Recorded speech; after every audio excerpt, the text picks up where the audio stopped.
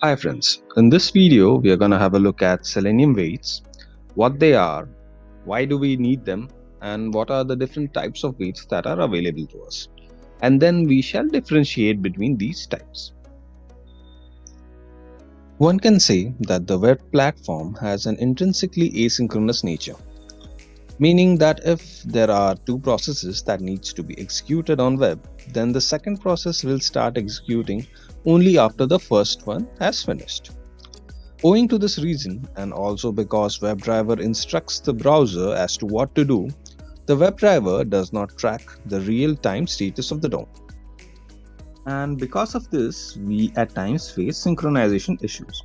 A common example would be a scenario wherein our page has loaded, but when we try to interact with some of the elements, like say we try to find a particular element, we get no such element error. Now, to handle these situations, Selenium provides us with the wait functionality. Using this, we literally tell Selenium to wait for some time before it starts finding the page elements. Now again, the weights can be broadly classified into two categories: implicitly wait and explicitly wait. Now, implicit weights are weights which, once declared, are applied to all elements of the page.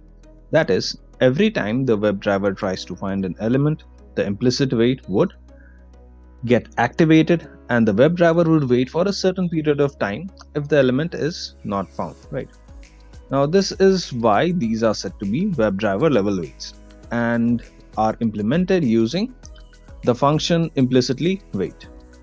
In contrast to this, the explicitly wait needs to be declared and associated with find by operations distinctly, meaning that it would be applied for only those operations which are associated with it and not for all.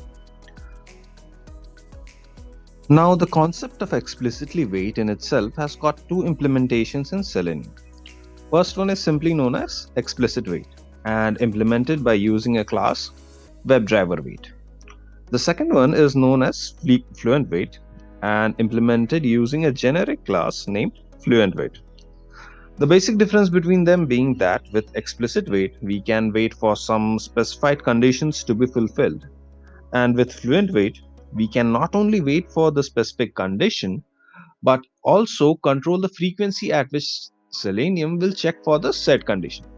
And on top of this, we can also choose to ignore certain type of exceptions that we might encounter, right? So Fluent Wait provides us with all the features of WebDriver Wait, that is explicit wait, plus some extra features of its own. Okay. Now, don't worry if things seem a bit confusing now. These all will get clearer once we look into the practical implementation of all these ways. All right. So yeah, that was all for this one. Thanks for watching and hope you have a great day.